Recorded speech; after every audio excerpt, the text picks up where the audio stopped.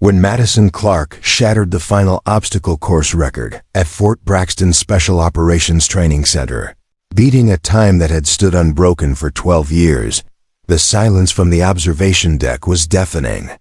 The same instructors, who had laughed at her application 6 months earlier, now stared in disbelief as the 5'4" European immigrant they dismissed as emotionally unstable and physically inadequate rewrote the history books of elite military training. What they didn't know was that Madison had been preparing for this moment her entire life, and their rejection had only fueled a determination that would transform not just her own destiny, but the very definition of what it meant to be special. Forces material. Before we jump back in, tell us where you're tuning in from, and if this story touches you, make sure you're subscribed, because tomorrow, I've saved something extra special for you. Madison Clarke stood in the predawn darkness outside the Fort Braxton recruitment office, her breath forming small clouds in the crisp morning air. At 23, she carried herself with the quiet intensity of someone who had learned early that the world would underestimate her, and she'd spent years deciding whether to prove them right or wrong.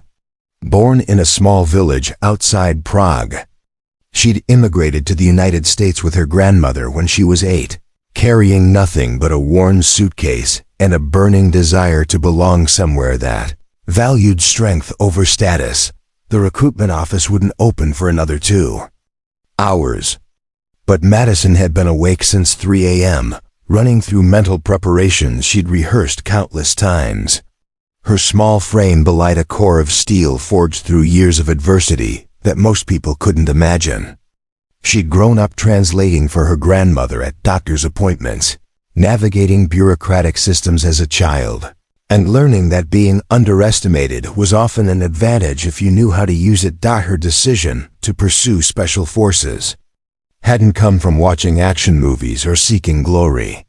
It had crystallized during her junior year at State University, when she'd witnessed a campus assault and realized that her 911 call and verbal intervention had likely saved someone's life.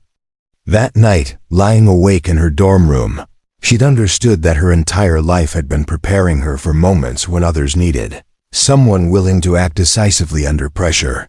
The guidance counselor at the university's ROTC program had been politely discouraging when Madison first expressed interest in military service. "Have you considered administrative roles?" she'd suggested, eyeing Madison's 5'4" frame and soft-spoken demeanor. "Intelligence analysis might be more your speed. Something that utilizes your linguistic abilities." The counselor meant well, but her words carried the familiar sting of limitation disguised as practical advice. Madison had nodded politely and left that meeting more determined than ever. She'd spent the following 18 months transforming herself physically while maintaining her academic excellence. Her daily routine became a carefully choreographed symphony of preparation, pre-dawn workouts that pushed her body beyond what anyone thought possible, afternoon classes where she studied international relations and military history, and evening language sessions where she added Arabic and Mandarin to her existing fluency in English, Czech, and German. What set Madison apart wasn't just her intellectual capabilities or her growing physical prowess. It was her emotional intelligence, honed through years of navigating cultural barriers and family trauma. She could read people with surgical precision, understanding their motivations and fears often before they recognized them themselves. This skill had helped her survive as an immigrant child, excel in academic environments, and would later prove invaluable in ways that traditional military assessment couldn't measure. The recruitment officer who finally arrived that morning was Sergeant Michael Torres, a 20-year veteran whose weathered face had seen every type of hopeful recruit walk through his doors. He found Madison sitting quietly on the bench outside, her posture erect despite the long wait, her application folder organized with military precision. "You're here early," Torres observed, unlocking the office door. "Special Forces application?" Madison nodded, following him inside. Torres had reviewed her preliminary paperwork, the previous week and remembered being impressed by her academic credentials and language skills, but concerned about her physical specifications and psychological profile notes that described her as highly emotional and potentially reactive under stress. "Miss Clarke," he began, settling behind his desk, "I want to be straight with you about something. Special Forces training has a 92% failure rate. The physical demands alone eliminate most candidates, and that's before we get to the psychological pressure. Have you considered other military career paths that might be more suitable?" Madison had prepared for this conversation, but hearing the doubt in Torres's voice still stung. She straightened in her chair and met his gaze directly. "Sergeant Torres, I understand the statistics. I also understand that those statistics represent candidates who weren't adequately prepared. I've been preparing for this opportunity for 2 years, and I'm not here to waste your time or mine." Torres leaned back, studying her with new interest. Most candidates either responded with bravado or deflated when confronted with the reality of Special Forces selection. Madison's response suggested something different, not arrogance, but quiet confidence backed by genuine preparation. "What makes you think you can succeed where others have failed?" he asked. Madison's answer would later be remembered by Torres as one of the most compelling recruitment conversations of his career. "Because I've been failing and getting back up my entire life, Sergeant. Most people see failure as an endpoint. I see it as data. And I've collected enough data to know exactly what success requires."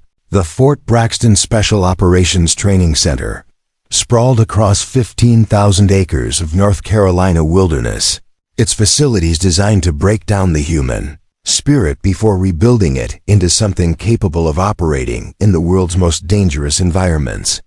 Madison arrived on a sunny Tuesday morning in September, her single duffel bag containing everything she'd been permitted to bring to what would either be the fulfillment of her dreams or the most expensive education and personal limitations she'd ever receive. The initial processing facility buzzed with nervous energy as 43 candidates completed their final administrative requirements. Madison observed her fellow recruits with the analytical eye she'd developed over years of being the outsider. Most were men, averaging 6 feet tall and 200 pounds of carefully cultivated muscle. They moved with the confident swagger of college athletes and military academy graduates, their conversations peppered with references to football scholarships, wrestling championships, and family traditions of military service. She found herself assigned to Processing Station 12, behind a mountain of a man named Derek Patterson, who introduced himself as a former college linebacker from Texas. "Never seen a Special Forces candidate quite like you," he said with a grin that seemed genuinely friendly rather than condescending. "You must have some serious hidden talents to be here." Madison appreciated his directness. "We'll find out soon enough," she replied, signing her final paperwork with steady hands. Around them, other candidates discussed their backgrounds with varying degrees of boastfulness. She listened to stories of marathon times, powerlifting records, and combat experience that made her own resume seem modest by comparison. The first shock came during the initial briefing when Master Sergeant Rebecca Hayes took the podium. Hayes was a legend in Special Forces circles, a 25-year veteran whose reputation for brutal honesty had become part of the program's mythology. She surveyed the assembled candidates with eyes that seemed to catalog weaknesses as efficiently as a computer processor. "Look around you," Hayes commanded, her voice carrying easily across the auditorium. 43 candidates began this process. "Based on historical data, 4 of you will graduate. 4. The rest of you will learn something valuable about your limitations and hopefully apply that knowledge to more realistic career goals." Madison felt the familiar flutter of doubt that she'd learned to acknowledge and dismiss. She'd read every available account of Special Forces training, had studied the physical and psychological demands until she could recite them from memory. But sitting in that auditorium, surrounded by specimens of human physicality that dwarfed her own capabilities. The magnitude of what she was attempting felt suddenly overwhelming. The doubt intensified during the initial physical assessment. Preparing and narrating this story took us a lot of time, so if you are enjoying it, subscribe to our channel, it means a lot to us. Now back to the story. Madison had trained obsessively for this moment, but watching her fellow candidates perform was humbling. Patterson completed the obstacle course in a time that would have been respectable for a graduate, while she struggled to maintain pace with the slowest performers. Her pull-up count, while impressive for her body weight, looked insignificant compared to the effortless repetitions completed by candidates half again her size. Instructor Sergeant James Mitchell observed the assessments with clinical detachment, making notes on his clipboard that would determine initial rankings and training. Assignments.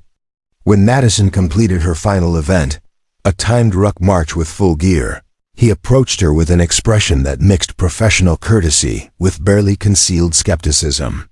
"Clarke," he said, consulting his notes, "your performance today places you in the bottom 15% of candidates.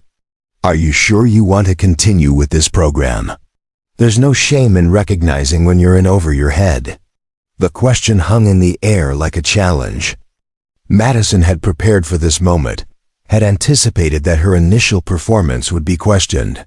But hearing the doubt expressed so directly by someone whose opinion would shape her future felt like a physical blow.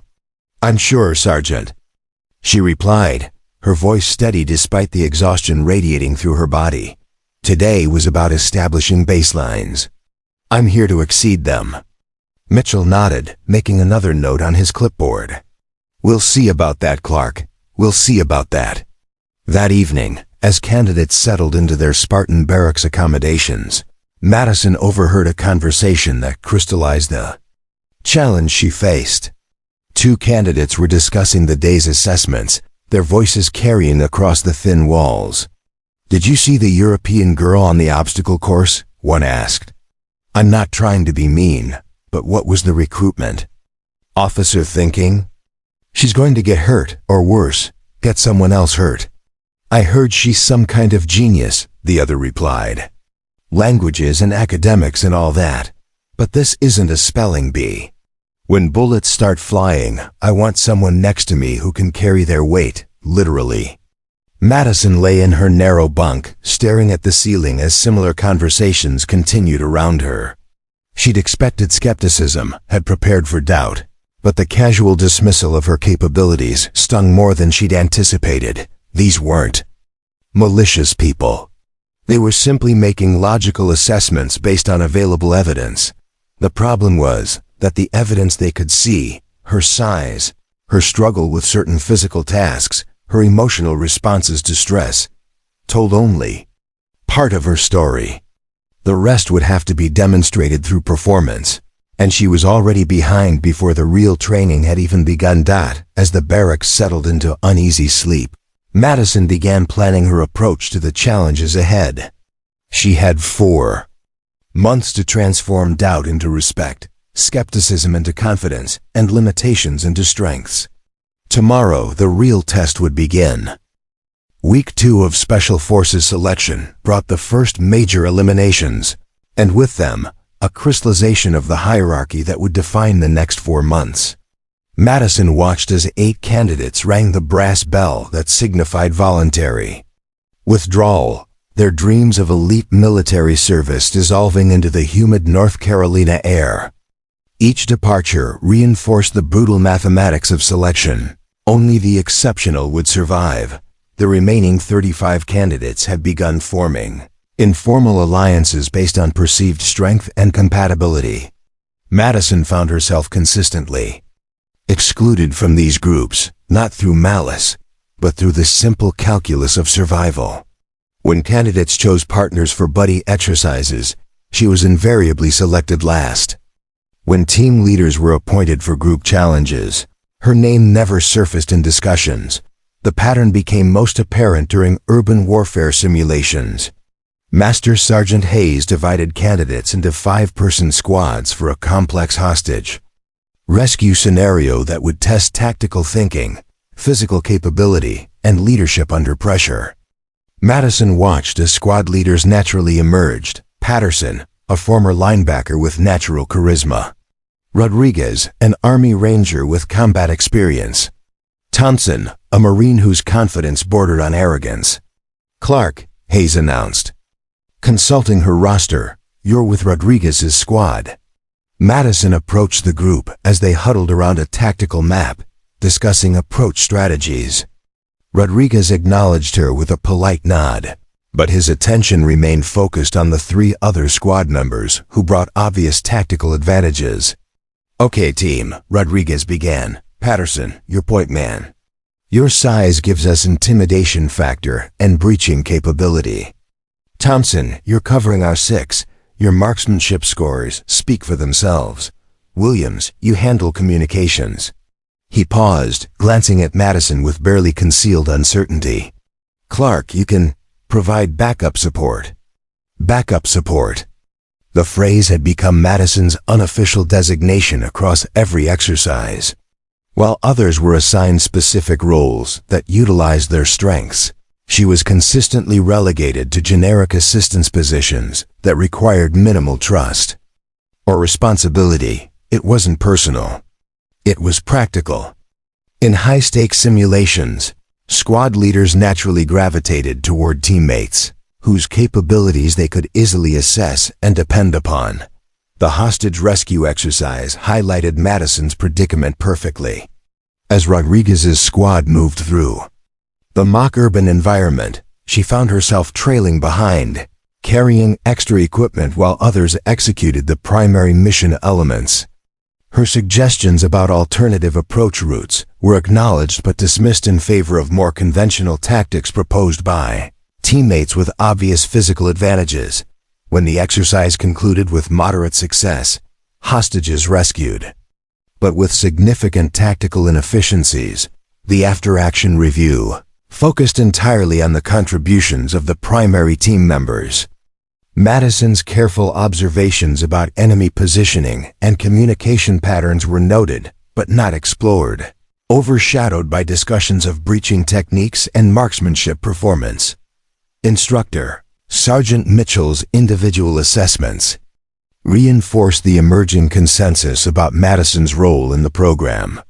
"Clarke," he said during her weekly evaluation, "your technical knowledge is impressive, and your attention to detail is noteworthy.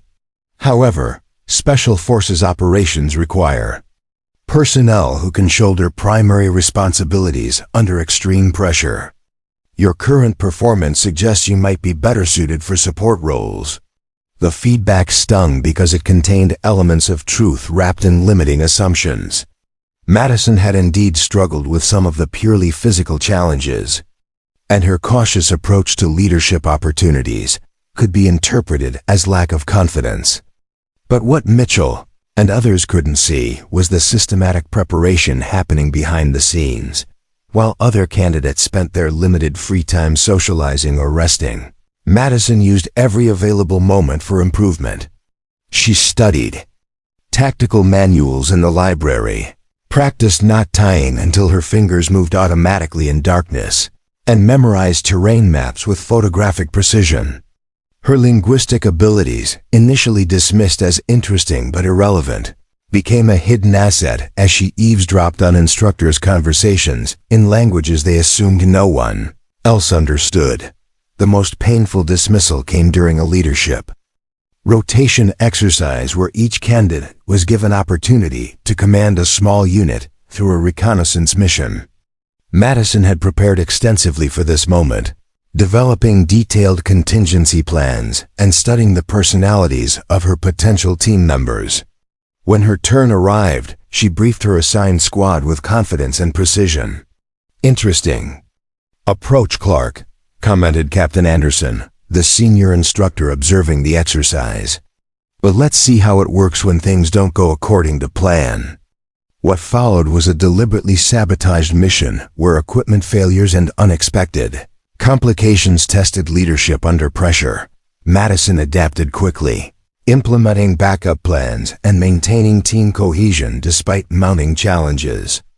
Her squad completed the mission successfully, but the post-exercise debrief focused primarily on areas where her physical limitations had created temporary delays.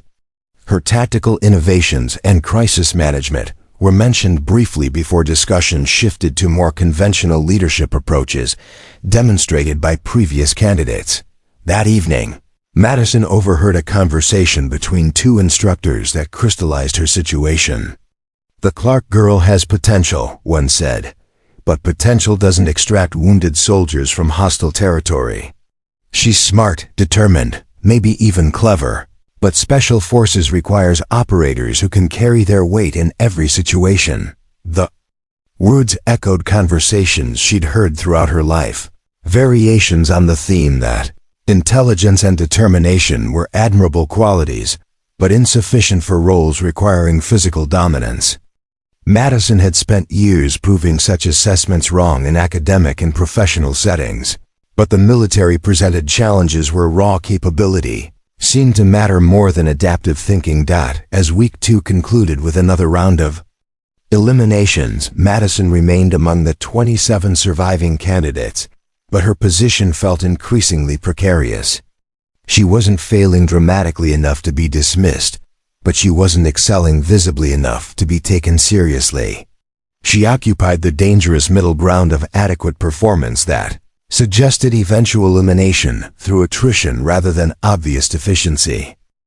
What Madison's instructors and fellow candidates didn't know was that she had been preparing for Special Forces selection longer and more systematically than anyone in the program's recent history. While others had trained for months, she had been preparing for years, developing capabilities that extended far beyond conventional military preparation. Her systematic approach had begun during her sophomore year at university, 18 months before she even spoke to a military recruiter. Madison had researched every available account of Special Forces training, studying not just the official requirements, but the informal knowledge passed down through veteran networks and online communities. She'd identified patterns in successful candidates that went beyond the obvious physical and mental attributes. The preparation started with language acquisition, but not in the way military planners typically conceived it. Madison didn't just learn Arabic and Mandarin. She studied the cultural context that shaped how speakers of those languages thought and communicated. She could conduct complex negotiations in Arabic using regional dialects that suggested tribal affiliations, or navigate bureaucratic hierarchies in Mandarin using formality levels that indicated deep cultural understanding. Physical training represented only the visible component of her preparation. While other candidates had focused on building strength and endurance through conventional methods, Madison had studied movement efficiency and tactical applications. She'd spent hundreds of hours practicing parkour, not for recreational purposes but to develop spatial awareness and body control that would translate into tactical advantages. Her approach to weapons training reflected the same methodical precision. Unable to afford extensive range time, Madison had mastered weapon systems through meticulous study of technical manuals, maintenance procedures, and ballistic principles. She could field strip and reassemble standard military weapons blindfolded, diagnose malfunctions through subtle audio cues, and calculate range adjustments using mental math that impressed even experienced shooters. But Madison's most significant preparation had been psychological. She'd studied stress inoculation techniques used by elite military units, meditation practices that enhanced focus under pressure, and cognitive strategies that maintained decision-making capability during extreme exhaustion. While other candidates relied on natural mental toughness, Madison had systematically developed psychological resilience through deliberate practice. Her financial resources, limited by her immigrant background and university expenses, had forced creative solutions. She'd volunteered with local emergency services to gain experience with crisis situations and medical procedures. Weekend wilderness survival courses provided practical skills while building confidence in austere environments. Every summer break had been spent in jobs that developed relevant capabilities, construction work that built functional strength, restaurant service that taught multitasking under pressure, tutoring that honed communication skills. Madison's academic background in international relations wasn't coincidental. It was part of a carefully planned foundation for intelligence analysis and cultural operations. Her senior thesis on asymmetric warfare in urban environments had earned academic honors while providing insights into tactical thinking that few military personnel possessed. She'd studied historical special forces operations with scholarly rigor, identifying success patterns and failure modes that informed her understanding of elite military effectiveness. The most crucial element of Madison's preparation had been developing what she privately called adaptive capability, the ability to excel in situations where conventional preparation was insufficient. She deliberately placed herself in uncomfortable situations. Throughout college, debate competitions where she argued positions she disagreed with, leadership roles in organizations where she was the youngest member, athletic challenges that pushed her beyond obvious physical limitations. Her approach to physical fitness reflected this philosophy. While other candidates had focused on maximizing strength and endurance, Madison had prioritized functional movement and tactical applications. She could climb obstacles that stronger candidates struggled with because she understood leverage and momentum. Her endurance wasn't built through endless running but through interval training that simulated the variable demands of combat operations. Medical training represented another hidden advantage. Madison had completed emergency medical technician certification, wilderness first aid courses, and had volunteered in emergency departments during university breaks. She could perform medical procedures under pressure that many military medics found challenging, and her diagnostic skills had been honed through real-world application rather than theoretical study. Perhaps most importantly, Madison had developed sophisticated observational and analytical skills that allowed her to read people and situations with unusual accuracy. Her immigrant background had forced her to become expert at understanding social dynamics, cultural expectations, and power structures. She could identify personality types, predict behavioral patterns, and adapt her communication style to influence outcomes in ways that seemed intuitive but were actually the result of systematic study. Her preparation extended to understanding the Special Forces selection process itself. Madison had researched instructor backgrounds, studied historical pass rates by demographic categories, and analyzed the informal criteria that influenced evaluation decisions. She understood that her success would require not just meeting standards, but exceeding them in ways that forced reassessment of conventional assumptions. The irony was that Madison's comprehensive preparation was invisible to the people evaluating her performance. Her capabilities were being assessed through conventional metrics that couldn't capture the full range of her abilities. She was being judged on strength rather than efficiency, on size rather than capability, on obvious indicators rather than hidden potential. But Madison knew that special forces operations required exactly the kind of adaptive capability she'd been developing. In real-world missions, success often depended on resourcefulness, cultural awareness, psychological resilience, and innovative thinking rather than raw physical dominance. She'd prepared herself for that reality, even though the selection process seemed designed to identify different qualities. As week 3 began, Madison continued her hidden preparation routine. While other candidates collapsed into exhausted sleep after each day's training, she spent additional hours studying, practicing, and refining skills that would eventually prove decisive. She was playing a longer game than anyone realized, building toward a demonstration of capability that would redefine how the program understood excellence. The emergency call came through at 0347 hours on a Thursday morning during week 6 of selection.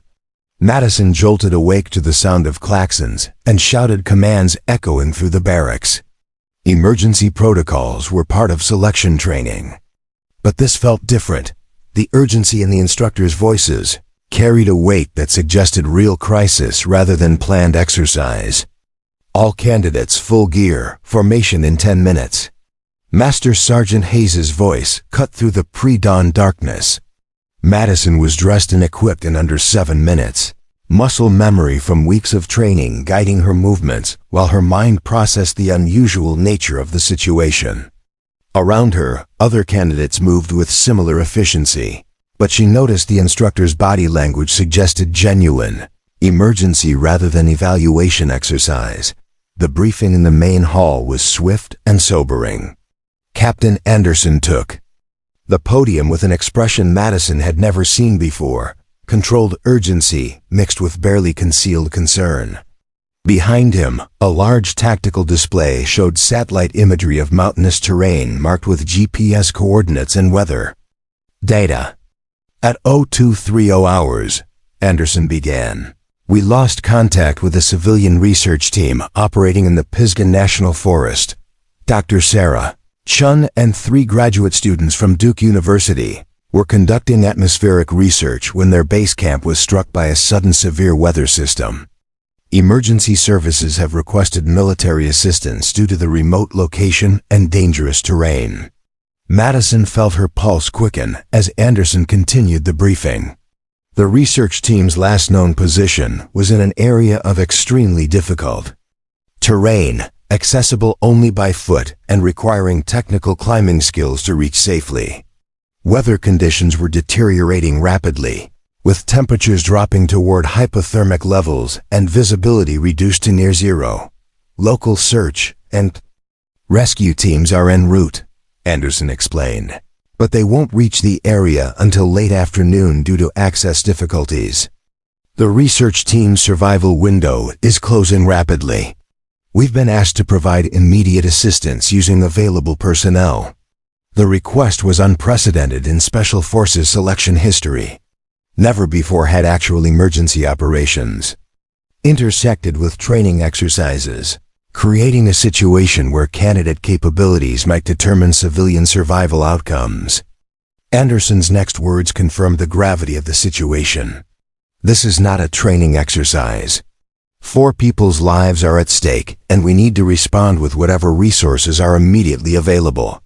I'm asking for volunteers from current selection candidates who possess technical climbing capabilities and emergency medical training. The auditorium fell silent as candidates processed the implications. This was exactly the kind of crisis that Special Forces personnel were trained to handle, but they were still candidates, not qualified operators. The mission would be dangerous, potentially deadly, and participation would be entirely voluntary. Madison's hand was the first to rise. Her movement was automatic, driven by months of preparation and years of developing the mindset that capability created obligation. She'd trained extensively for exactly this type of emergency, had developed skills specifically for mountain rescue operations, and had spent countless hours studying the terrain of the Pisgah National Forest. Every element of her hidden preparation aligned with the mission requirements. Behind her, she heard murmurs of surprise from other candidates. Patterson raised his hand next, followed by Rodriguez and Thompson. Within minutes, 12 candidates had volunteered, but Anderson's expression suggested concern about candidate qualifications for such a demanding mission. Volunteers will undergo immediate capability assessment, Anderson announced. We need personnel with documented climbing experience, advanced medical training, and navigation skills suitable for technical terrain. This is not an opportunity for heroic gestures. It's a life or death situation requiring proven competence. The capability assessment revealed Madison's hidden preparation in ways that shocked both instructors and fellow candidates. When asked about technical climbing experience, she produced certifications for advanced rock climbing, ice climbing, and wilderness rescue techniques that few military personnel possessed. Her medical credentials included emergency medical technician certification and wilderness first aid training that exceeded standard military requirements. Master Sergeant Hayes reviewed Madison's documentation with growing amazement. "Clarke, where did you acquire these qualifications? This isn't information we had in your file." "Personal preparation, Sergeant," Madison replied simply. "I believe these skills might prove relevant to Special Forces operations." What she didn't mention was that she'd spent every available weekend for 2 years developing exactly these capabilities, often at significant personal expense, and always with the understanding that they might never be officially recognized. Terrain assessment proved even more revealing. When instructors displayed topographical maps of the search area, Madison identified potential approach routes, hazard zones, and tactical considerations that impressed even experienced mountaineers. Her knowledge of the Pisgah National Forest was encyclopedic, gained through systematic study and multiple reconnaissance trips during university breaks. But it was Madison's language capabilities that created the final piece of the puzzle. Dr. Chun, the missing research team leader, was Chinese American, and her graduate students included international researchers whose primary languages included Mandarin and Korean. In a crisis situation with potential communication barriers, Madison's linguistic abilities could prove crucial for effective coordination and medical assessment. Captain Anderson found himself facing an unprecedented decision. By conventional standards, Madison was among the least physically impressive candidates in the selection program. Her performance rankings placed her in the bottom third of remaining participants, and multiple instructors had expressed doubts about her suitability for Special Forces operations, but the emergency rescue mission required exactly the combination of technical climbing skills, medical training, linguistic abilities, and terrain knowledge that Madison possessed in abundance. Her qualifications for this specific crisis exceeded those of candidates who had consistently outperformed her in conventional assessments. The selection committee faced a choice that would define not just the rescue mission, but the future of how they evaluated candidate potential. They could choose the most obviously capable candidates and hope their general fitness would compensate for lack of specialized skills, or they could trust that Madison's hidden preparation had created exactly the capabilities the mission required. "Clarke," Anderson said finally, "you're authorized for the rescue mission. Report to equipment staging in 15 minutes. Around the auditorium, surprised murmurs rippled through candidates and instructors alike. The decision represented a significant departure from conventional wisdom about candidate capabilities and mission assignments. As Madison gathered her gear, she understood that this moment represented the convergence of years of preparation with an opportunity to demonstrate capabilities that had been systematically underestimated. The rescue mission would either validate her unconventional approach to Special Forces qualification or expose the limitations of her hidden preparation. But for the first time since arriving at Fort Braxton, Madison felt perfectly suited for the challenge ahead. Every skill she'd developed, every hour she'd spent in preparation, every moment of doubt she'd overcome had been building toward this crisis where conventional strength mattered less than adaptive capability and specialized knowledge. The 4 researchers trapped in the mountains needed someone exactly like her, whether the military establishment recognized it or not. The mission briefing that followed Madison's selection revealed the complexity of the crisis and the institutional resistance to unconventional solutions. Captain Anderson assembled the volunteer team in the Tactical Operations Center, where detailed satellite imagery and weather data painted a grim picture of the rescue challenges ahead.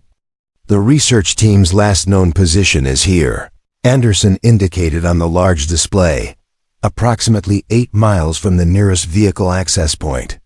The terrain includes 3 separate cliff faces, each requiring technical climbing to navigate safely. Weather conditions are deteriorating rapidly, with wind gusts approaching 50 miles per hour and temperatures dropping below freezing. Madison studied the tactical display with growing concern. Not about the difficulty of the mission, but about the apparent misunderstanding of what the rescue would actually require. The approach route being outlined by the mission planners was unnecessarily dangerous and tactically inefficient, suggesting that despite her selection for the team, her expertise wasn't being incorporated into the operational planning. Staff Sergeant Williams, the designated mission leader, outlined the planned approach with confidence that seemed misplaced given the tactical challenges. "We'll follow this primary route," he indicated on the map, using standard mountaineering techniques to reach the research site.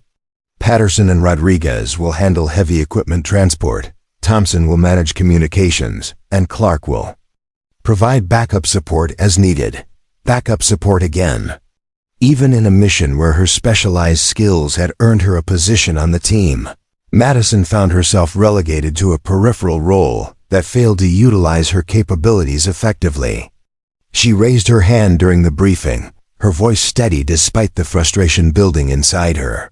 "Staff Sergeant Williams," she began, "I've studied this terrain extensively, and the proposed route presents several unnecessary hazards. There's an alternative approach from the northeast that would reduce exposure time and provide better emergency egress options." She moved to the display, pointing out tactical considerations that weren't apparent in the standard satellite imagery. Williams studied her suggested modifications with polite attention, but his response reflected the institutional bias that had defined Madison's experience throughout selection. "That's an interesting observation, Clarke, but we're going with proven techniques and established protocols. This isn't the time for experimental approaches." The dismissal stung because Madison's suggested route wasn't experimental, it was based on systematic analysis of terrain conditions, weather patterns, and rescue logistics that she'd been studying for months. Her knowledge of the specific area exceeded that of anyone else in the room, but institutional hierarchy and conventional assumptions about expertise created barriers to incorporating her insights. Master Sergeant Hayes reviewed the final mission parameters with obvious concern about weather conditions and timeline constraints. "Team deployment in 30 minutes, she announced. "Equipment check in 15. This is a time-critical operation with minimal margin for error." During equipment staging, Madison discovered another dimension of her exclusion from meaningful mission responsibilities. The technical climbing gear was distributed based on conventional assessments of candidate capabilities, with primary equipment assigned to team members who were perceived as most qualified for demanding technical work. "Clarke," Williams directed, "you'll carry backup rope and emergency medical supplies. The technical gear goes to personnel with demonstrated climbing experience." The irony was painful. Madison possessed more technical climbing experience than the rest of the team combined, but her qualifications weren't reflected in official records or conventional performance metrics. She accepted the assigned equipment without protest, understanding that the mission's success mattered more than receiving appropriate recognition for her capabilities. But she also quietly secured additional technical gear that might prove necessary for the specialized challenges ahead, preparation that would later prove crucial when conventional approaches proved inadequate. The helicopter transport to the insertion point provided Madison with her first opportunity to observe the team dynamics that would define the mission's execution. Patterson and Rodriguez dominated tactical discussions, their confidence and obvious physical capabilities naturally positioning them as mission leaders despite Williams's official authority. Thompson managed communications with professional competence, but his approach to crisis management reflected training rather than experience with actual emergency operations.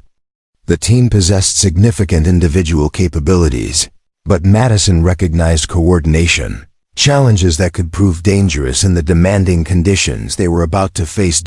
As the helicopter approached the insertion coordinates, Madison reviewed her understanding of the terrain and weather conditions one final time. The satellite imagery hadn't captured the full complexity of the approach routes, and her previous reconnaissance of the area had revealed tactical considerations that weren't apparent in conventional planning materials. She'd identified potential. Shortcuts that could reduce exposure time, alternative routes that provided better safety margins, and communication techniques that would prove crucial for coordinating with the trapped research team. But institutional bias and conventional mission planning had excluded her insights from the operational approach. The helicopter touched down in a clearing approximately 2 miles from the research team's last known position. As the team disembarked and organized their equipment, Madison could see that weather conditions were worse than the briefing had suggested. Wind speeds were approaching dangerous levels, visibility was limited, and the terrain ahead presented challenges that would test every element of their training. Williams established base communications and confirmed their position with tactical operations center. Base, this is Rescue Team Alpha. We're on the ground and beginning approach to target coordinates. Estimated time to contact is 3 hours. Madison checked her equipment one final time and activated her personal GPS unit, which contained detailed terrain data that wasn't available to the rest of the team. She'd prepared for this mission more thoroughly than anyone realized, but institutional structures and conventional assumptions had limited her ability to contribute her expertise effectively. As the team began their approach toward the research site, Madison understood that the real test wouldn't be reaching the trapped civilians. It would be overcoming the institutional barriers that prevented unconventional solutions from being recognized and implemented. The next few hours would determine whether systematic preparation and adaptive capability could triumph over conventional wisdom and organizational bias. The mountains ahead held 4 lives in the balance, and Madison was determined to prove that. Sometimes the most underestimated team member possessed exactly the capabilities that crisis situations demanded. The rescue mission's aftermath created unexpected complications for Madison that extended far beyond the mountains of North Carolina. What should have been recognition for her crucial role in saving 4 lives instead sparked a series of investigations and questions that threatened to determine everything she'd worked to achieve. The problems began during the mandatory debrief session, 3 days after the successful rescue. Madison had expected routine questioning about mission procedures and tactical decisions, but the tone of the inquiry suggested something more troubling. Captain Anderson sat across from her in the sterile conference room, flanked by 2 officers she didn't recognize, Lieutenant Colonel Hayes from the Inspector General's office and Major Patricia Reynolds from Special Forces Command. Specialist Clarke, Anderson began, consulting a thick file that seemed far too comprehensive for a routine mission review. We need to discuss some discrepancies that have emerged regarding your background and qualifications. The word discrepancies carried implications that made Madison's stomach tighten with apprehension. Lieutenant Colonel Hayes leaned forward, her expression professional but stern. During the rescue mission, you demonstrated capabilities that weren't reflected in your official candidate assessment file. Technical climbing skills, advanced medical training, specialized terrain knowledge. None of this was documented during your initial screening process. Madison chose her words carefully, understanding that her response could determine her future in the program. Ma'am, I mentioned during recruitment that I had additional training beyond standard requirements. I assumed that information was included in my file. But you didn't provide documentation for these qualifications, Major Reynolds interjected. Emergency medical technician certification, wilderness rescue training, advanced climbing credentials. These represent significant additional qualifications that weren't part of your official application materials. The implication was clear. Madison had somehow misrepresented her background or concealed information that should have been disclosed during the application process. But the reality was more complex and more troubling from an institutional perspective. Anderson consulted his notes before continuing. There are also questions about how you acquired such extensive knowledge of the Pisgah National Forest terrain. Your navigation during the rescue mission showed familiarity with the area that suggests previous reconnaissance activities. Madison felt a chill of recognition. Her weekend hiking trips and terrain study were being reframed as potentially suspicious activities rather than legitimate preparation. "Sir, I studied publicly available topographical information and conducted recreational hiking in the area during university breaks. All of this was legal and appropriate." "Perhaps," Hayes replied, "but it raises questions about your motivations and long-term planning.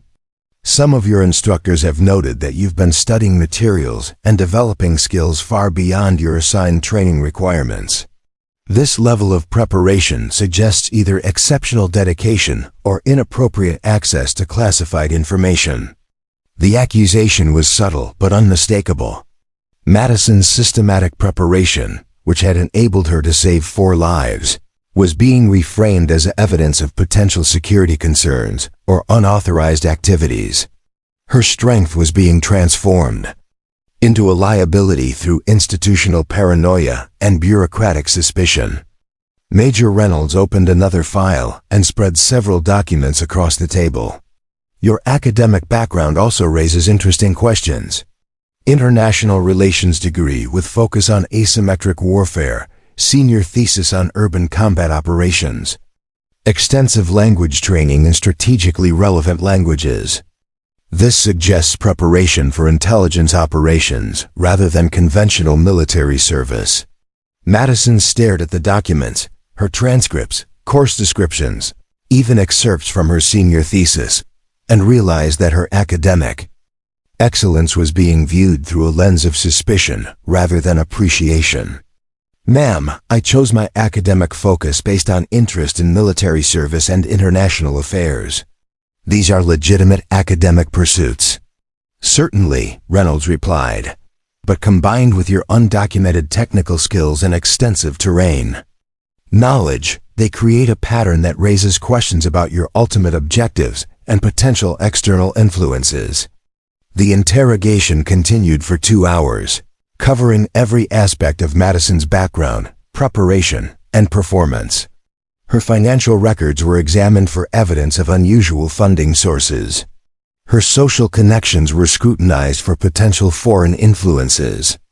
Her communications were reviewed for suspicious patterns or contacts. What emerged was a portrait of Madison as either an extraordinarily dedicated candidate or a potential security risk whose comprehensive preparation suggested access to classified information or external guidance. The possibility that she had simply worked harder and prepared more systematically than anyone expected seemed beyond institutional consideration. The most painful moment came when Anderson presented recordings of conversations between instructors discussing Madison's capabilities and motivations. "Some of your training staff have expressed concerns about your emotional stability and potential for insubordination," he said, playing audio that made Madison's stomach drop. Sergeant Mitchell's voice filled the room. "The Clarke candidate is highly intelligent and well prepared, but there's something almost obsessive about her approach to training. She studies materials that aren't part of the curriculum, practices skills that aren't required, and demonstrates knowledge that exceeds what we've taught her." Another instructor's voice followed. "I'm not questioning her loyalty, but her level of preparation suggests either access to information she shouldn't have or guidance from sources we don't know about. Either possibility raises red flags for security clearance purposes." Madison listened to her dedication being transformed into evidence of potential threats, her preparation being reframed as suspicious behavior, her excellence being interpreted as evidence of inappropriate activities.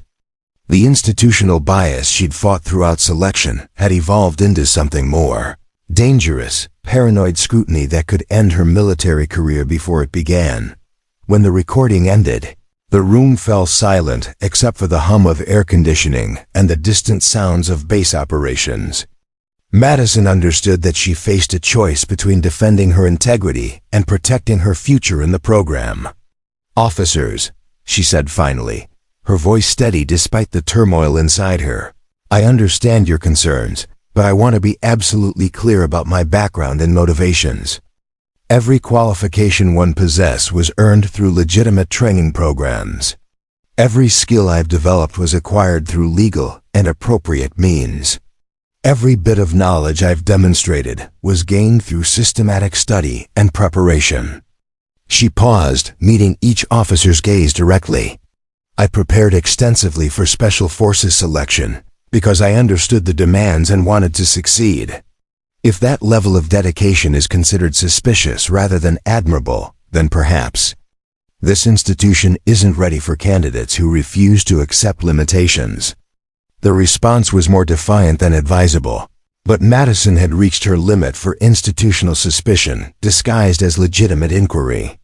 She'd saved 4 lives using capabilities that her own command structure now viewed with suspicion, and the irony was too bitter to accept silently. Lieutenant Colonel Hayes made final notes in her file before closing the folder. Specialist Clarke, pending completion of our investigation, you're being placed on administrative hold. You'll continue training activities, but will be restricted from leadership roles and classified briefings until security clearance issues are resolved. Madison nodded, understanding that her rescue mission success had somehow transformed her from underestimated candidate into potential security risk. The same preparation that had enabled her to save lives was now being used as evidence against her character and loyalty. As she left the conference room, Madison realized that proving her capabilities had only created new obstacles to overcome. The institutional bias she faced had evolved from simple dismissal to active suspicion, making her path to Special Forces qualification more difficult than ever. The administrative hold imposed after Madison's security review created a surreal existence, where she remained physically present in Special Forces selection, while being systematically excluded from meaningful participation. For 3 weeks, she attended training sessions as an observer, completed individual exercises under supervision, and watched as her fellow candidates progressed through advanced phases of the program without her. Isolation was psychological. Torture designed, whether intentionally or not, to break her resolve. Madison understood that administrative holds often preceded dismissal from the program, serving as a face-saving mechanism that allowed candidates to withdraw voluntarily rather than face formal elimination. The message was clear: accept defeat gracefully or endure indefinite, bureaucratic limbo. Captain Anderson called her to his office on a gray Tuesday morning that felt heavy with impending finality. Madison had been expecting this meeting for days, watching as paperwork moved through administrative channels and observing the subtle changes in how instructors interacted with her. The writing was on the wall in military bureaucratic language. Specialist Clarke, Anderson began, his tone carrying the formal distance that preceded difficult conversations. The security review of your background has been completed, and while no evidence of improper activities was discovered, concerns remain about your suitability for Special Forces operations. Madison had prepared for this moment, but still felt the words like physical blows. What concerns, sir? She asked, though she suspected she already knew the answer. Anderson consulted the file that had become a permanent fixture of their interactions. Your unconventional preparation methods, while impressive, suggest an approach to military service that may not align with Special Forces culture and operational requirements. There are questions about your ability to function effectively within established command structures. The euphemisms were transparent. Madison's intelligence and preparation were being reframed as evidence of problematic independence. Her success in saving 4 lives had demonstrated capabilities that made institutional authorities uncomfortable rather than impressed. Furthermore, Anderson continued, your emotional responses during high-stress situations have been noted as potentially problematic for operations requiring absolute emotional control. Special Forces personnel must be able to compartmentalize personal feelings and maintain operational effectiveness regardless of circumstances. Madison understood the coded language. Her emotional investment in mission success, her visible frustration, with institutional limitations, and her unwillingness to accept dismissive treatment were being classified as emotional instability. The same passion that drove her exceptional preparation was being used as evidence against her suitability for elite military service. Major Reynolds entered the office during the conversation, carrying additional paperwork that suggested the decision had already been made. Her expression was professionally sympathetic but firm. "Clarke, we want to discuss alternative career paths that might better utilize your considerable talents while addressing institutional concerns about operational compatibility." The phrase, alternative career paths, was military speak for redirection away from special forces. Madison had heard similar conversations with other candidates who had been counseled out of the program for various reasons. The institution was offering her a graceful exit rather than forcing formal elimination. Your language capabilities and international relations background would be valuable in intelligence analysis, Reynolds continued. Your medical training and technical skills could be utilized in support roles that don't require the same level of security clearance or operational responsibility. Support roles again. Even in failure, Madison was being directed toward positions that would utilize her capabilities while keeping her safely contained within institutional comfort zones. The military was willing to benefit from her skills while ensuring she never achieved the operational authority that her competence had proven she deserved. Anderson leaned back in his chair, adopting the paternal tone that senior officers used when delivering career-ending news, disguised as helpful guidance. "Clarke, sometimes the most difficult decision a soldier can make is recognizing when to redirect their ambitions toward more achievable goals. There's no shame in acknowledging that special forces may not be the right fit." The words carried echoes of every limitation Madison had faced throughout her life. Well-meaning authority figures explaining why her ambitions exceeded her realistic capabilities, why she should accept lesser roles that felt more appropriate for someone of her background and characteristics. "You've demonstrated exceptional individual capabilities," Reynolds added, "but Special Forces operations require personnel who can integrate seamlessly into team structures and follow orders without questioning command decisions. Your rescue mission performance, while successful, raised questions about your willingness to operate within established protocols." Madison felt anger building inside her, not at the personal rejection, but at the institutional blindness that transformed success into evidence of unsuitability. She had saved 4 lives using capabilities that exceeded those of her teammates, but that success was being used to justify her elimination from the program. "Officers," Madison said, her voice carefully controlled, "I understand that my approach to preparation and operations may seem unconventional, but the results speak for themselves. I succeeded in a mission that required exactly the capabilities I had developed through systematic preparation." Anderson nodded politely, but his response revealed the institutional thinking that made Madison's situation hopeless. Success in one operation doesn't necessarily predict success across the full range of Special Forces responsibilities. We need personnel who can be relied upon to follow established procedures and maintain unit cohesion under all circumstances. The irony was devastating. Madison was being eliminated for demonstrating exactly the kind of adaptive capability and independent thinking that Special Forces operations required in real-world environments. But institutional bias and bureaucratic comfort zones had created evaluation criteria that prioritized conformity over effectiveness. Reynolds placed transfer paperwork on Anderson's desk, the forms already partially completed with Madison's information. "We're prepared to facilitate your transition to intelligence analysis training, where your academic background and language skills would be highly valued. The transition can be implemented immediately with minimal impact on your military career." Progression. Madison stared at the paperwork that represented the death of her Special Forces ambitions and the Redirection of her career toward exactly the kind of limited role she had spent years preparing to transcend. The institution was offering her a consolation prize that utilized her capabilities, while ensuring she never achieved the operational authority her competence had earned. "I need time to consider these options," Madison said finally, unwilling to accept defeat in the moment, but understanding that her position was essentially hopeless. The administrative machinery had already decided her fate. This conversation was merely procedural courtesy.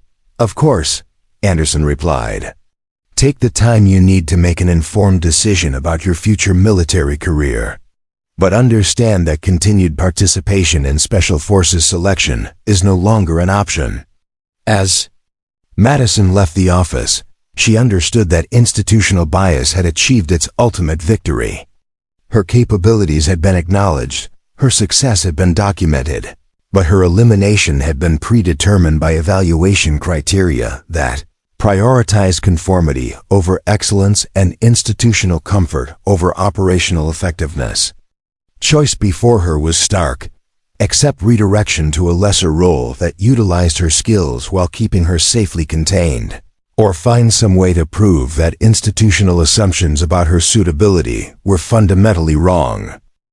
Madison stood alone in the base chapel at 0500 hours, seeking solitude before making a decision that would define the rest of her life.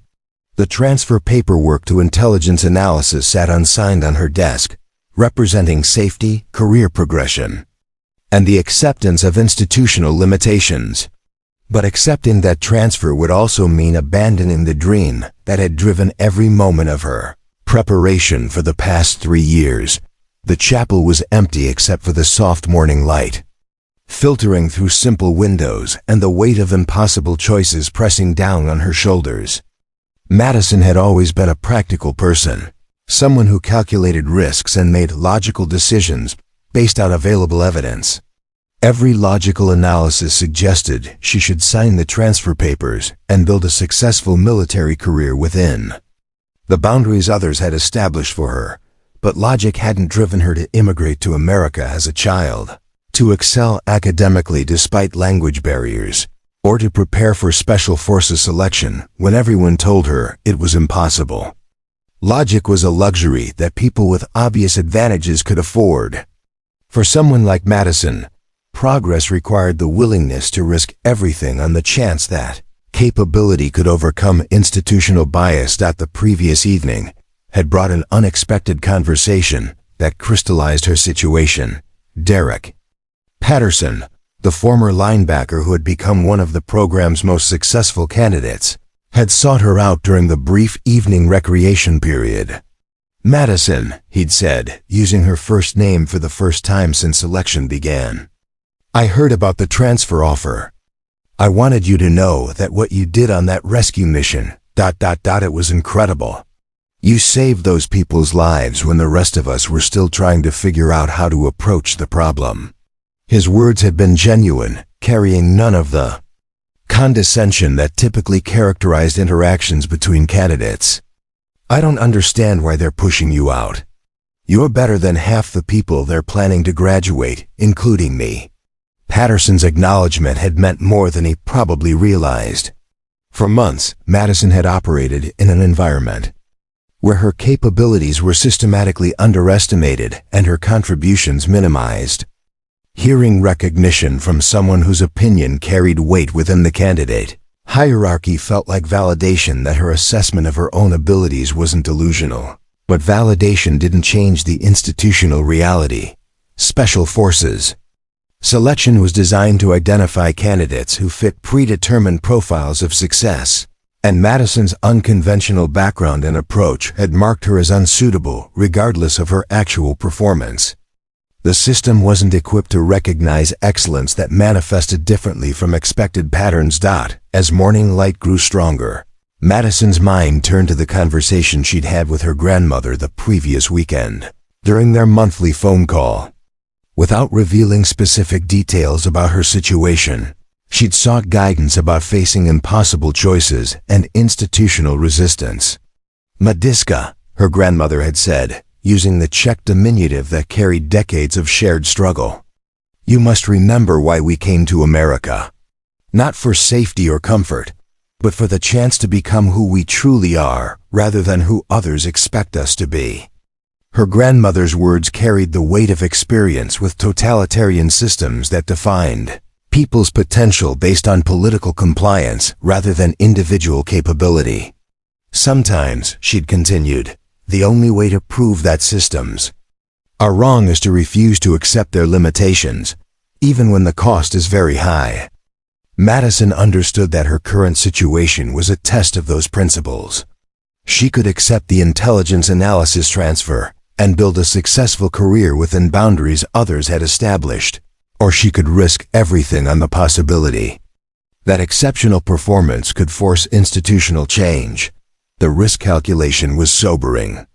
Refusing the transfer meant facing formal elimination from special forces, selection with potential negative impacts on her entire military career.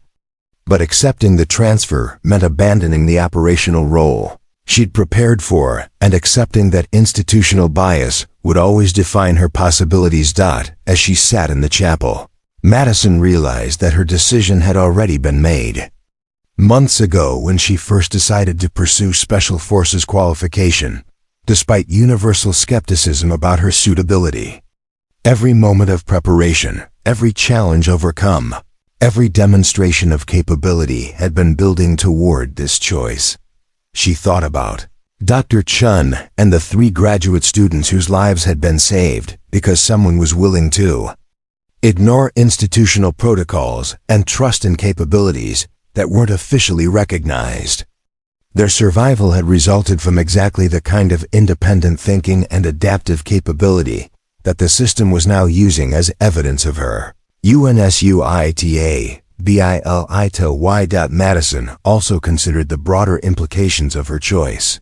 Other candidates were watching her situation, understanding that exceptional preparation and successful performance might not be enough to overcome institutional bias.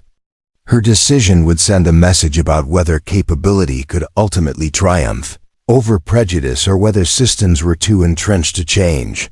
The final factor in her decision was personal integrity. Madison had spent her entire life refusing to accept limitations imposed by others' assumptions about her potential. Accepting the transfer now would represent a fundamental betrayal of the principles that had driven her success in every other challenge she'd faced. At 0630 hours, Madison left the chapel with absolute clarity about her path forward. She would not sign the transfer papers. She would not accept elimination from Special Forces selection. Instead, she would find a way to demonstrate her capabilities so conclusively that institutional bias would be forced to acknowledge the gap between perception and reality. Returning to her quarters, Madison began planning an approach that would either validate her unconventional methods or end her military career entirely.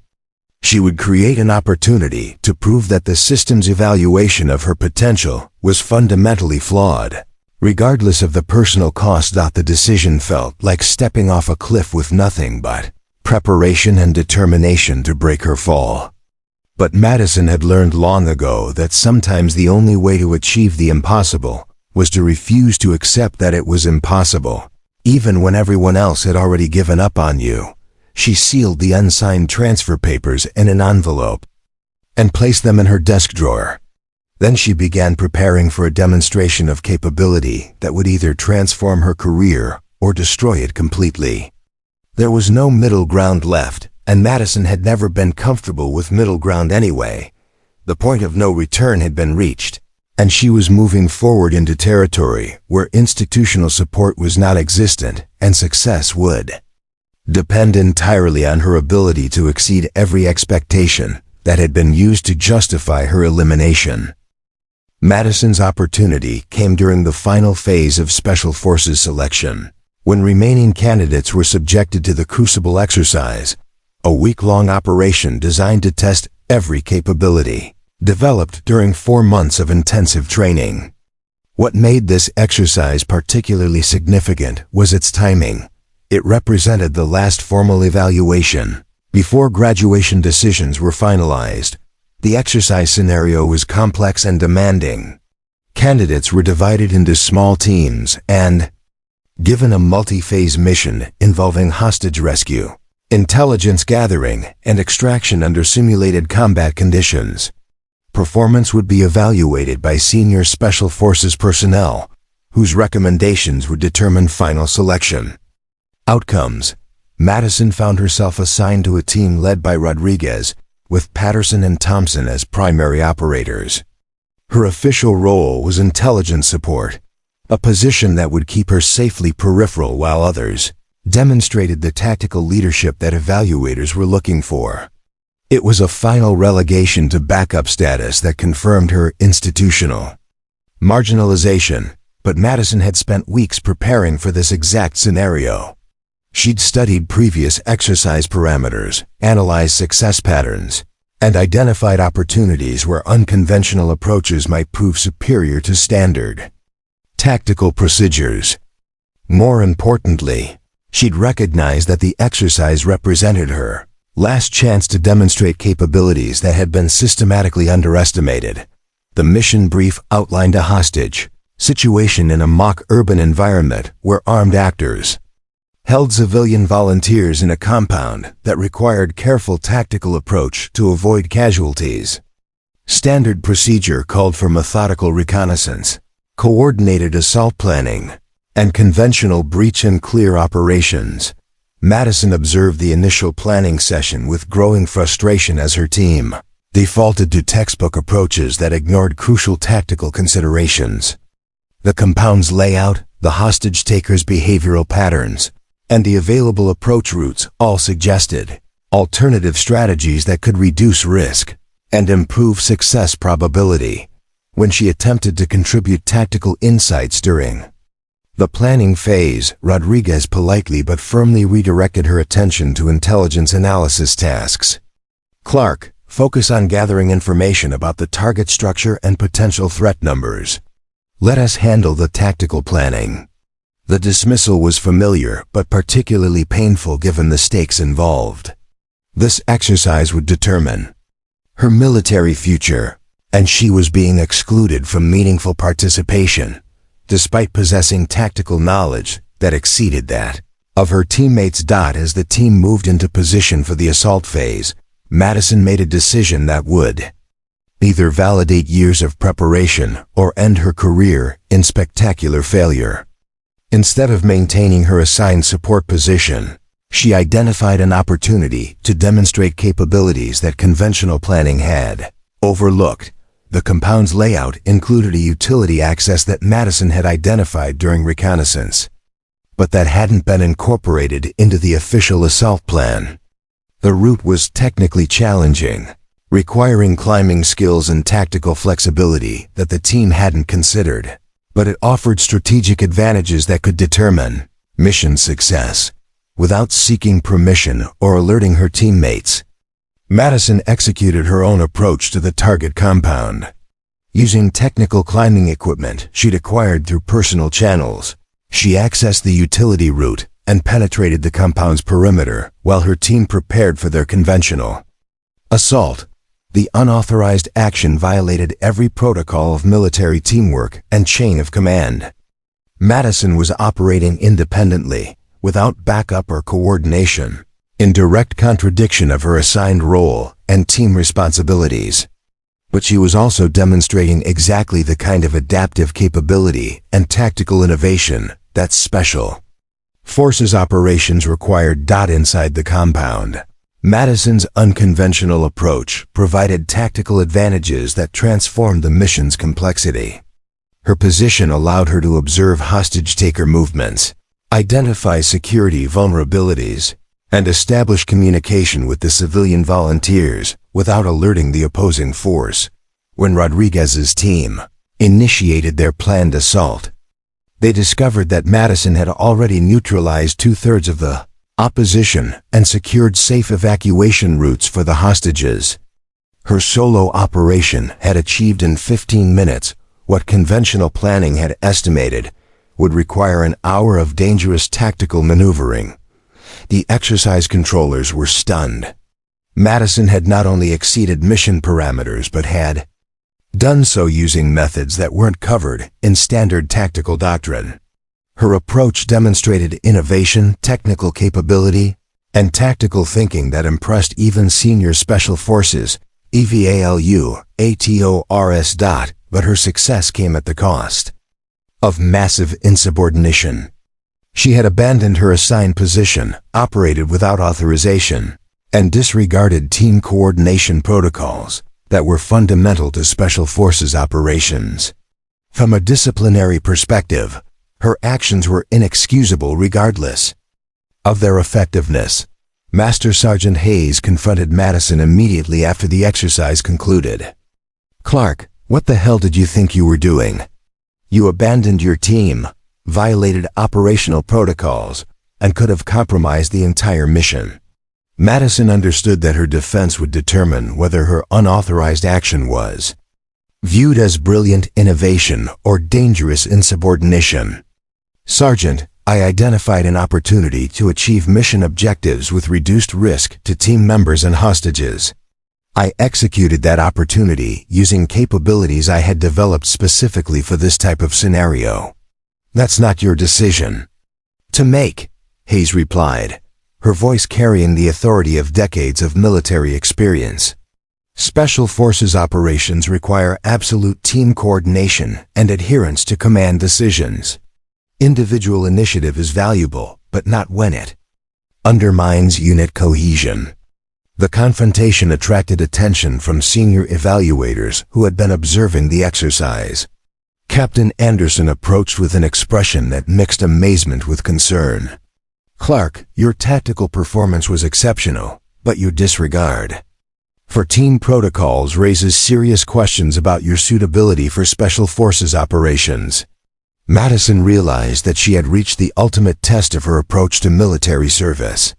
She could apologize for her actions and hope for leniency, or she could defend the principles that had driven her success throughout selection. "Sir," she said, her voice steady despite the magnitude of the moment, "Special Forces operations require personnel who can adapt to changing circumstances and achieve mission objectives regardless of conventional limitations. I demonstrated exactly those capabilities today." The response was more defiant than wise, but Madison had moved beyond conventional calculations of career safety. She had proven her point about institutional bias and capability assessment, regardless of the personal cost. As evaluators discussed her performance in hushed conferences, Madison understood that her unauthorized action had created an impossible situation for the Special Forces establishment. They could either acknowledge that their assessment of her capabilities had been fundamentally wrong, or they could eliminate her for insubordination, despite her exceptional performance. Either way, she had proven that institutional assumptions about her potential were based on bias rather than capability. The question now was whether the system was flexible enough to admit its mistakes or whether it would choose consistency over excellence. The 48 hours following Madison's unauthorized action became a crucible of institutional soul-searching that reverberated through every level of Special Forces command. While she waited in administrative limbo for a decision that would determine her military future, the exercise footage was being analyzed by personnel who had never encountered such a clear contradiction between established protocols and exceptional results.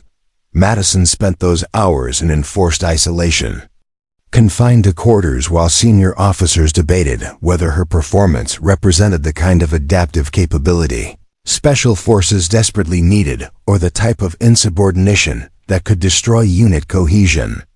She understood that her fate was being decided in conference rooms, where she had no voice, by people who would weigh institutional consistency against operational effectiveness. The solitude gave her time to reflect on the journey that had brought her to this moment.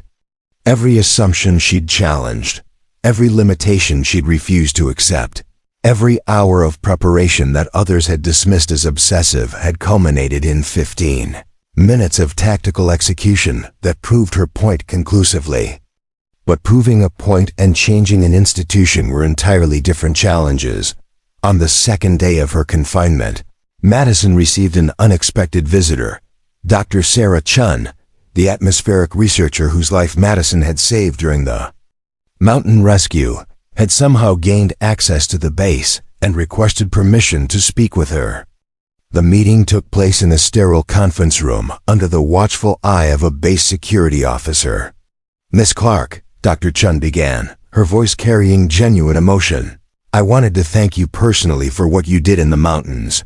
But I also wanted you to know that your actions had implications beyond just saving our lives."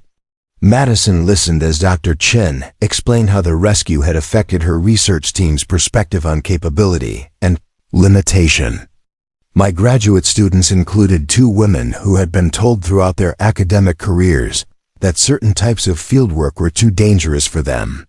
Watching you execute that rescue operation changed how they think about their own potential." The conversation revealed an unexpected dimension of Madison's impact that extended beyond military evaluation. Her willingness to exceed institutional expectations had inspired others to question the limitations they had accepted about their own capabilities. "Sometimes," Dr. Chen concluded, "the most important thing someone can do is prove that impossible is just another word for difficult." Later that evening, Madison received another surprise, a visit from Derek Patterson, who had somehow convinced the duty officer to allow a brief conversation. His presence in her confined quarters represented a significant risk to his own standing in the program, but his expression suggested he considered the risk worthwhile. "The whole team has been talking about what you did," Patterson said quietly, glancing toward the door to ensure they weren't overheard. "At first, some people were angry about the insubordination aspect, but after reviewing the exercise footage and understanding your tactical approach, opinions started changing." Patterson explained that Madison's solo operation had become a topic of intense discussion among candidates and instructors alike. "People are starting to realize that what you accomplished required capabilities that none of us possessed. The climbing skills, the tactical analysis, the split-second decision-making. It was all beyond what conventional training had prepared us for." More significantly, Patterson revealed that Madison's approach had sparked broader conversations about institutional assumptions and evaluation criteria. Instructors are starting to ask questions about whether we're identifying the right qualities for success, and whether our assessment methods are missing candidates who might excel in real-world operations. The most encouraging news was that senior Special Forces veterans were requesting detailed analysis of Madison's exercise performance. "Master Sergeant Torres flew in from Prague specifically to review your tactical execution," Patterson reported. "Word is that he's never seen anything like your approach in 20 years of Special Forces operations." But Patterson also brought sobering news about the institutional resistance Madison faced. "There are people in command positions who view your success as a threat to established order. They're arguing that exceptional individual performance doesn't compensate for disregard of team protocols and chain of command." The conversation highlighted the fundamental tension Madison had created between individual excellence and institutional conformity.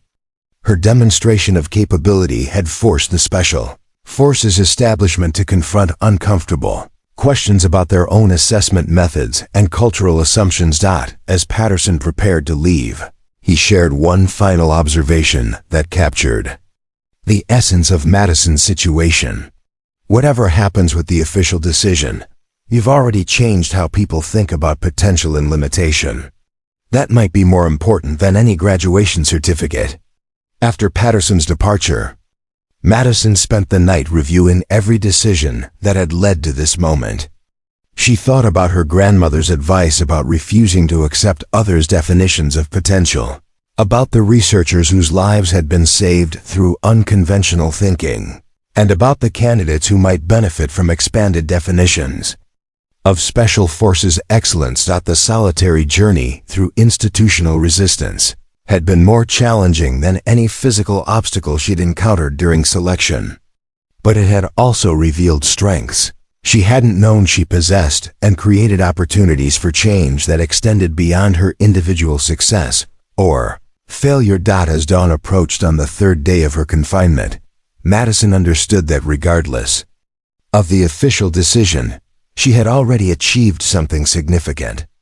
She had proven that systematic preparation and adaptive capability could overcome institutional bias, even when that bias was embedded in the evaluation criteria of elite military programs. The question now was whether the Special Forces establishment possessed the institutional courage to acknowledge that their assessment of her potential had been fundamentally flawed, and whether they were willing to modify their approach to recognize excellence that manifested differently from traditional expectations. Madison prepared herself for whatever decision awaited, knowing that she had remained true to the principles that had driven her success throughout her life. Sometimes the most important victories were measured not by official recognition, but by the courage to refuse acceptance of artificial limitations. The call came at 0800 hours on Thursday morning, exactly 72 hours after Madison's unauthorized action had thrown Special Forces Command into unprecedented deliberation. Captain Anderson's voice carried an unusual tension when he requested her immediate presence in the main conference room, where senior leadership would address her situation. Madison entered the conference room to find an assembly that represented the highest levels of Special Forces Command she had encountered during her time at Fort Braxton. Colonel Richards sat at the head of the table, flanked by Master Sergeant Torres from Fort Bragg and Lieutenant Colonel Hayes from the Inspector General's office. The presence of such senior personnel suggested that her case had escalated far beyond routine candidate evaluation. Specialist Clarke, Colonel Richards began, his tone carefully neutral. Your recent actions have created a situation that required extensive analysis and consultation with Special Forces leadership at multiple levels. We're here to discuss the conclusions of that analysis and their implications for your future military service. Madison braced herself for what she assumed would be formal elimination from the program, possibly accompanied by disciplinary action for her violations of protocol and chain of command. The institutional machinery had never been designed to accommodate someone like her, and her demonstration of capability had only highlighted the incompatibility. Master Sergeant Torres leaned forward, consulting a thick folder that Madison recognized as containing detailed analysis of her exercise performance. Clarke, I've been studying Special Forces operations for 25 years, and I've never seen tactical execution like what you demonstrated during the hostage rescue exercise. The comment was unexpected, carrying admiration rather than the criticism Madison had anticipated. Torres continued, his weathered face reflecting genuine amazement. Your approach route, timing, tactical positioning, and threat neutralization sequence represented innovation that exceeded anything in our current doctrine manuals. Lieutenant Colonel Hayes added her perspective with professional precision. The security review of your background, while raising initial concerns, ultimately revealed preparation and capability development that far exceeded standard candidate profiles. Your qualifications aren't suspicious, they're exceptional. Madison struggled to process the shift in tone from the institutional skepticism she'd endured for months. These senior officers were describing her capabilities with respect rather than the condescension that had characterized most of her interactions with military leadership. Colonel Richards opened another folder containing what appeared to be performance analysis from multiple sources. We've conducted extensive consultation with Special Forces veterans, tactical experts, and military historians regarding your exercise performance. The consensus is that your tactical approach represents exactly the kind of adaptive capability that modern Special Forces operations require. The revelation was stunning. Instead of facing elimination for insubordination, Madison was receiving recognition for demonstrating capabilities that military experts considered exceptional.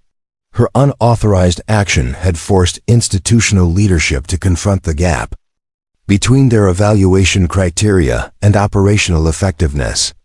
However, Richards continued, your disregard for team protocols and chain of command created serious concerns about your suitability for Special Forces operations, which require absolute unit cohesion and adherence to command structures. Madison understood that this was the crucial moment where her future would be determined. She could apologize for her actions and hope for leniency, or she could defend the principles that had driven her success. Sir, she said, choosing her words carefully, I understand that my actions violated established protocols. But I also believe that Special Forces operations require personnel who can adapt to circumstances that conventional training hasn't prepared them for. Sometimes exceptional situations require exceptional responses. Master Sergeant Torres nodded approvingly. That's exactly the kind of thinking that separates Special Forces operators from conventional military personnel. The ability to assess situations independently and execute innovative solutions under pressure. What followed was the most extraordinary conversation of Madison's military career. Instead of defending her actions, she found herself explaining her tactical reasoning to senior officers who were genuinely interested in understanding her approach to problem-solving and operational planning. The discussion revealed that her exercise performance had sparked broader institutional conversations about Special Forces selection criteria and training methods. Your demonstration has forced us to examine whether our evaluation processes are identifying the capabilities that real-world operations actually require, Richards explained. Lieutenant Colonel Hayes presented the most significant revelation. We've decided to implement an experimental program that will incorporate unconventional tactical approaches and adaptive capability assessment into Special Forces selection. Your performance will serve as a case study for developing new evaluation criteria. Madison realized that her unauthorized action had achieved something unprecedented. It had forced institutional change at the highest levels of Special Forces command. Her refusal to accept limitations had created opportunities not just for herself, but for future candidates who might possess unconventional capabilities. The final decision exceeded her most optimistic expectations. Specialist Clarke, Colonel Richards announced, you are hereby awarded graduation from Special Forces selection with commendation for exceptional tactical innovation. You will proceed immediately to advanced operations training with assignment to a specialized unit that can fully utilize your unique capabilities. The words hit Madison like a physical shock. Not only was she graduating, but she was being recognized for the very qualities that had been used to justify her elimination just days earlier. Her systematic preparation and adaptive capability were now being celebrated as exactly what Special Forces operations required. As the meeting concluded, Master Sergeant Torres approached her with a smile that carried decades of military experience. Clarke, I want you to know that your approach to this program has changed how we think about potential and capability. You've proven that excellence comes in forms we hadn't learned to recognize. Madison left the conference room with graduation orders that represented vindication of every principle she had refused to compromise. Her journey from overlooked candidate to Special Forces graduate had required her to exceed every expectation and overcome institutional bias that had seemed insurmountable. But more importantly, she had proven that systematic preparation and unwavering determination could force institutions to acknowledge capabilities they had been unable to recognize through conventional assessment methods. 6 months after graduation, Madison Clarke stood in the briefing room of Delta Force Operational Detachment Alpha 7, listening to mission parameters that would have seemed impossible during her first day at Fort Braxton. As the unit's primary tactical planner and cultural operations specialist, She was responsible for developing approach strategies that combined conventional special forces capabilities with the innovative thinking that had become her trademark. The transformation in how military leadership viewed her capabilities was complete and permanent. The same officers who had once questioned her emotional stability now sought her tactical insights for the most complex operations. Her unconventional background and analytical approach were no longer considered liabilities but were recognized as exactly the kind of adaptive capability that modern warfare demanded. Lieutenant Colonel Martinez, her current commanding officer, relied heavily on Madison's ability to identify tactical opportunities that conventional planning missed. "Clarke, your assessment of the urban infiltration route?" he asked, gesturing toward satellite imagery that showed a seemingly impenetrable target compound. Madison studied the display with the same systematic approach that had driven her success throughout selection. "Sir, the conventional approaches are heavily defended, but there's a utility access here that provides tactical advantage if we're willing to use technical climbing capabilities." The suggestion was met with immediate interest rather than the skepticism that had once greeted her tactical innovations. Her team members understood that Madison's unconventional approaches often provided solutions to problems that standard military doctrine couldn't address effectively. Sergeant Williams, now her team partner rather than doubtful superior, nodded approvingly. "The climbing approach worked perfectly in Syria last month. If Clarke says it's viable, it's viable." The trust represented a complete reversal from the institutional resistance she had faced as a candidate. The briefing concluded with mission assignments that reflected Madison's transformation from overlooked candidate to indispensable team member. She was designated primary tactical planner, with authority to modify operational approaches based on real-time assessment. Her judgment was trusted implicitly by leadership who had learned to value innovation over conformity. After the briefing, Madison reviewed the transformation that her success had created throughout Special Forces selection and training. The experimental program inspired by her performance had become standard practice, incorporating adaptive capability assessment and unconventional tactical evaluation into candidate selection. Future Special Forces personnel would be evaluated using criteria that recognized excellence in forms the institution had previously been unable to identify. Master Sergeant Hayes, now involved in developing new selection protocols, had become one of Madison's strongest advocates. "Your approach to selection forced us to confront our own biases about capability and potential," she'd explained during a recent conversation. "We were missing exceptional candidates because we were looking for excellence only in forms we already understood." The changes extended beyond individual assessment to fundamental shifts in Special Forces culture. Madison's success had demonstrated that systematic preparation and adaptive thinking could produce tactical innovations that exceeded conventional military capabilities. Her influence was visible in training programs, operational planning, and leadership development throughout Special Forces Command. Perhaps most significantly, Madison's journey had inspired other candidates who possessed unconventional backgrounds or non-traditional qualifications.